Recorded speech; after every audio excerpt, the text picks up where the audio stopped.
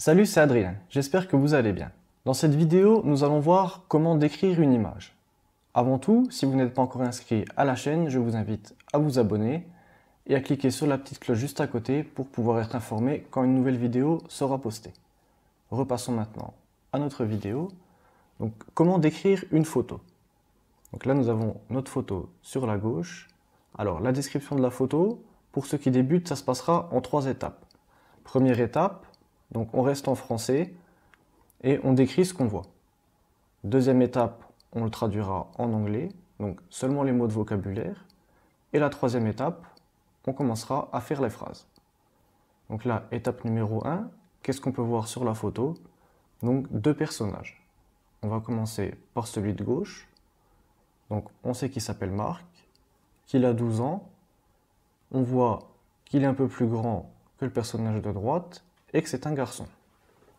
Ensuite, le personnage de droite, Marie. Marie, on voit qu'elle a 11 ans, c'est une fille et elle est petite. En tout cas, elle est plus petite que Marc.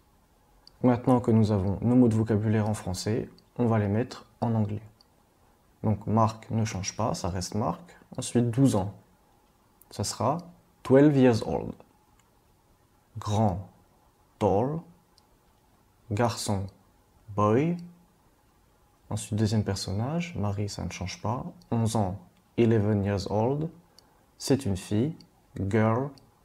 Et elle est petite, small ou short. Maintenant qu'on a fait l'étape numéro 1 et l'étape numéro 2, on va pouvoir passer à la construction de la phrase. Donc là, il va falloir faire attention. C'est une erreur classique. Donc il y a in the picture ou on the picture. Quelle est la différence?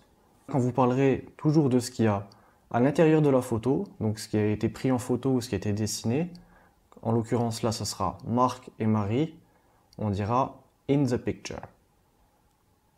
Et là, je vais vous expliquer donc quand est-ce qu'on met on the picture. Donc par exemple, si vous avez votre photo qui est posée devant vous sur la table, que dessus vous avez posé votre tasse de café et qu'il reste une tache, donc là, hop, je mets la tâche. Là, on dira on the picture.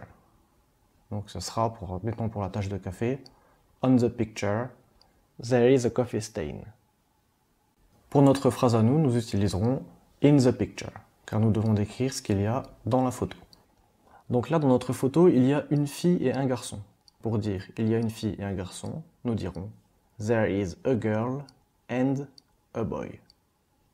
Si, admettons, dans votre photo à vous, il y a 2 garçons, vous direz « There are 2 boys ». Et s'il y a 2 filles, « There are 2 girls ». Donc, si vous ne savez pas comment utiliser « there is » ou « there are », j'ai fait une série de vidéos qui vous est donnée gratuitement à la fin, je vous expliquerai. Et il y a toute une vidéo là-dessus avec des exercices. Donc, passons et continuons notre vidéo. Donc là, « There is a girl » and a boy. Ensuite, on connaît leur prénom, donc on va dire leur prénom et leur âge. Donc là, vous aurez Mark is 12 years old and Mary is 11 years old. Nous avons donné donc le prénom et l'âge. Et enfin, nous pouvons aussi dire Mark is tall, donc là, Mark est grand, et Mary is small. Après, pour éviter de répéter les prénoms, on peut aussi dire he is tall et pour Marie, she is small. Voilà, cette vidéo est maintenant terminée. J'espère que ça vous a aidé et si vous pensez que ça peut aider quelqu'un, n'hésitez pas à lui partager la vidéo. Pour ceux qui veulent aller plus loin, j'ai créé 5 vidéos de formation qui sont totalement gratuites, donc c'est offert. Il suffit juste de cliquer sur le lien qui apparaîtra quelque part sur l'écran ou dans la description. Voilà, je vous dis à bientôt dans une prochaine vidéo. See you, goodbye!